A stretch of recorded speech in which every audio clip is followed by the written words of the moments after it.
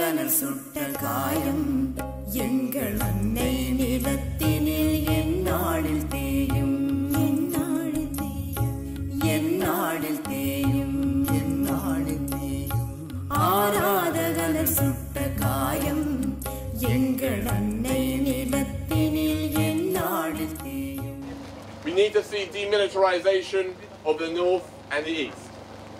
We need to see the rapid return of lands to their rightful owners. We need to see more new accommodation built either by the government or with charitable support to rehouse people that have been in IDP camps, some of whom have been there not just since the closing days of the Civil War, but for 20 or 30 years.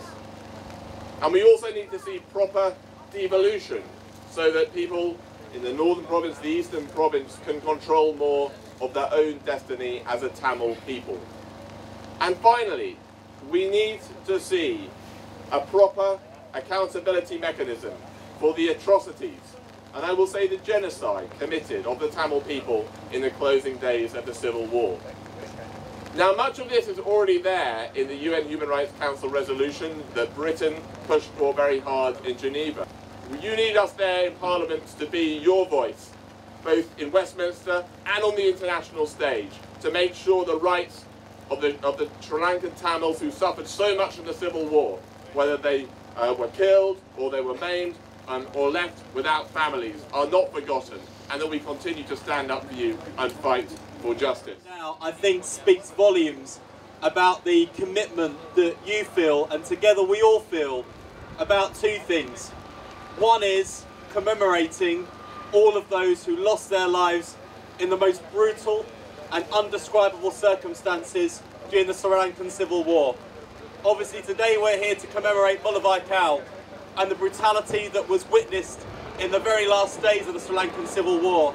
But on this board behind me, you see all of the details of every massacre, the number of people that lost their lives over a great many years. And those people must never be forgotten. And that's one of the reasons why we're here today, to remember their suffering, but also to honour their legacy. And that's the second reason we're here today, because I know from the work that I've been privileged to do as part of the all-party parliamentary group for Tamil since I was elected as the Member of Parliament for Ilford North in 2015, that the war crimes and atrocities in Sri Lanka still go unpunished, and justice has still not yet been delivered. But worse still, the human rights abuses suffered by the Tamil people continue to this very day. And we've been fighting on a cross-party basis within Parliament for truth, for justice and for reconciliation. You will have a friend who will be fighting the injustices that you've gone through, the genocide that you've gone through, the loss of innocent women, children, men, with no justice.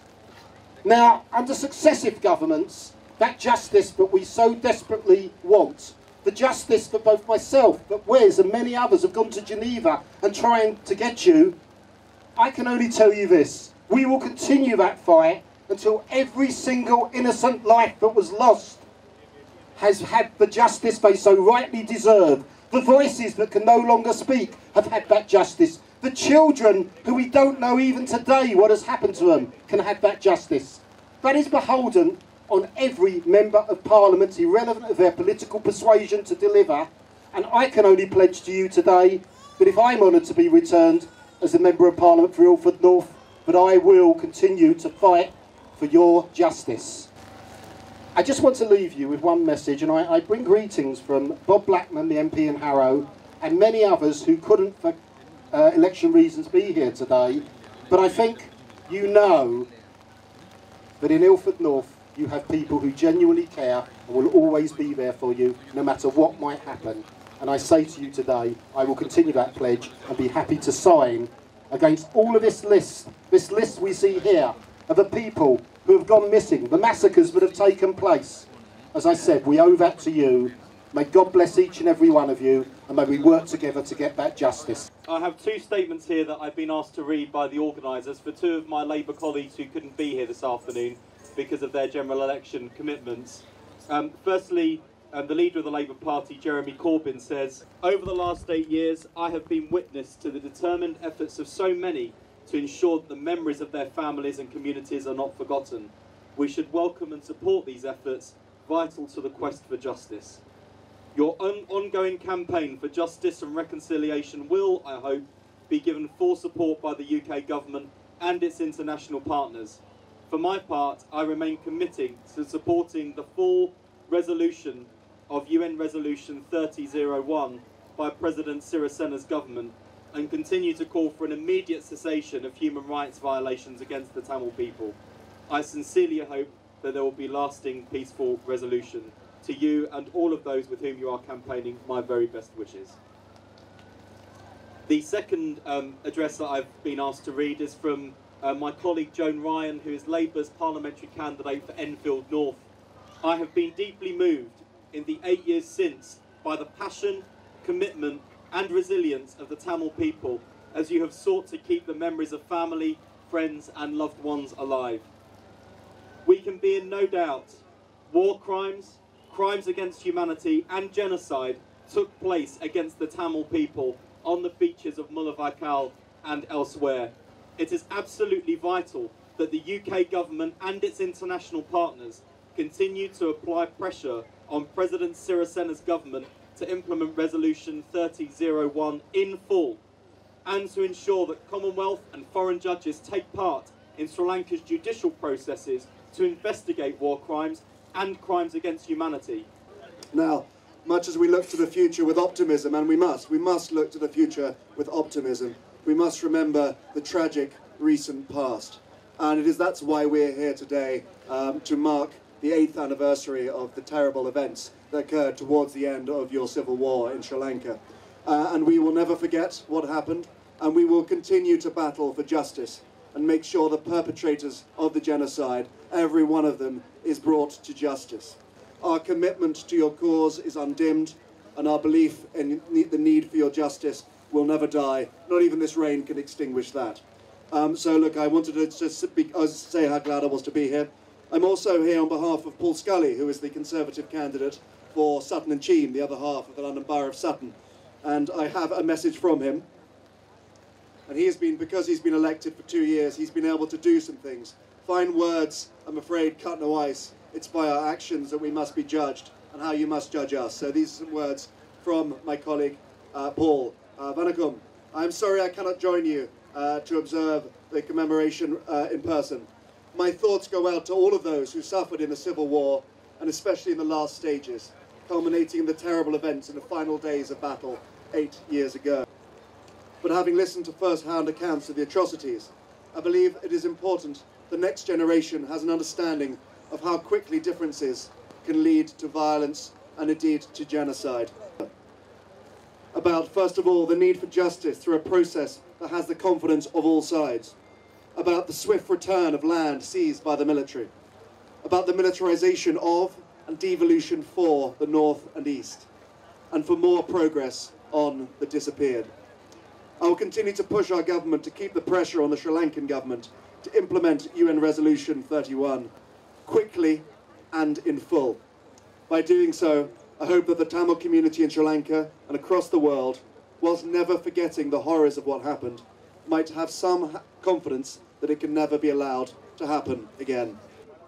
இந்த நிகழ்வுகளில் நம்முடைய தமிழர்கள் மட்டும் கலந்து கொள்ளாமல் இது போன்ற ஆங்கிலேய இங்க இருக்கக்கூடிய அந்தந்த நாடுகளில் இருக்கக்கூடிய அந்தந்த இனத்தைச் சேர்ந்தவர்களும் கலந்து கொள்வதன் மூலம் நம்முடைய விடுதலையை, நம்முடைய போராட்டத்தை, நம்முடைய இழப்புகளை, நம்முடைய கண்ணீரை எல்லாவற்றையும் புரிந்து கொள்வதற்கான ஒரு வாய்ப்பை அவர்கள் பெறுவார்கள். அந்த நிலையில் இந்த போராட்டத்தை நம்மிடமிருந்து நம்மோடு அதை முடக்கி வைத்துக் கொள்ளாமல் அதை மேலும் மேலும் இந்தந்த நாடுகளில் வாழ்கின்ற மக்களிடம் கொண்டு சொல்கின்ற ஒரு பணியை செய்வோமேயானால், நான் தொடர்ந்து சொல்வது வழக்கம், புலம்பெயர்ந்த நாடுகளில் வாழ்கின்ற தமிழர்களுக்கு ஒரு வாய்ப்பு இருக்கிறது.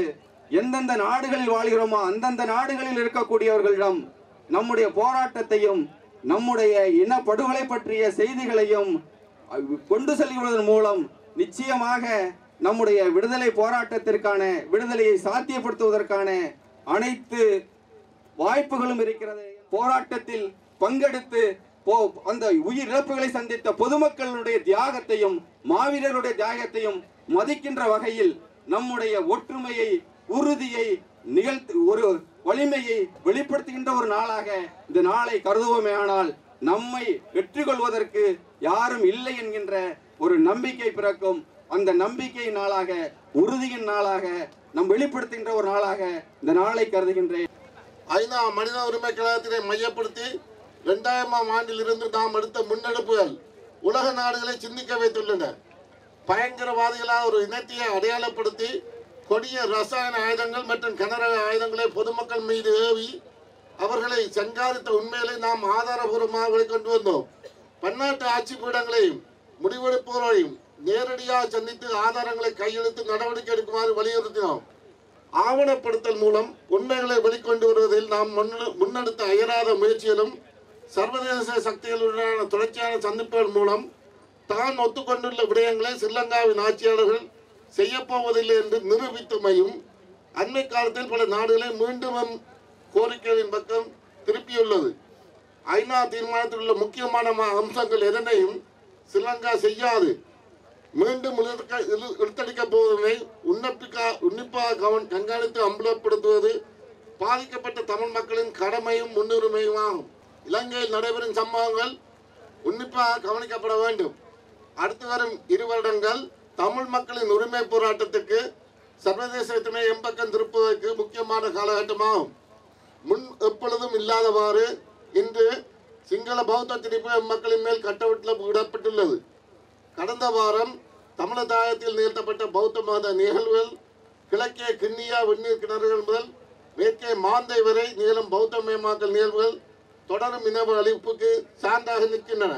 இந்த பின்புலத்தில் எமது தேசத்தினதும் மக்களினதும் விடுதலையில் அக்கறையுள்ள அனைவரும் பயனற்ற பேதங்களை புறந்தள்ளி எமது ஏக குறிக்கோளின் நிமித்தம் ஒன்றுபட்டு விடுதலைக்கான வேலை திட்டங்களை பகிர்ந்து செயல்படுவது மிக அவசியம். முள்ளிவாய்க்கால் நிகழ்வு தமிழின அழிப்பின் அடையாளம். லட்சக்கணக்கில் கொண்டளிக்கப்பட்ட எமது மக்களை நாம் நினைவு கொள்ளும் இந்த நிகழ்வுகளை எப்படியாவது தடுத்து நிறுத்த வேண்டும் என சிங்கள அரசுகளும் எம்மின அழிப்புக்கு துணை நின்ற சக்திகளும் கங்கணம் கட்டி நிற்கின்றன. படுகொலை செய்யப்பட்ட எம்மக்களையோ எம்மை மேற்கொள்ளப்பட்ட இன அழிப்பையோ நாம் எப்பொழுதும் மறக்க மாட்டோம் என்பதை சிங்களத்துக்கும் உலகுக்கும் மீண்டும் மீண்டும் நினைவூட்டுவது ஒவ்வொரு தமிழரின் தலையாய கடமை என்பதை உணர்ந்து இன்று இங்கு கூடியிருக்கிறோம். இனிவரும் காலங்களிலும் இந்நிகழ்வில் ஒவ்வொரு தமிழரும் இணைந்து கொள்ள வேண்டும். தமிழர் என்றால் தமிழர் என்றால் தமிழர் என்றால்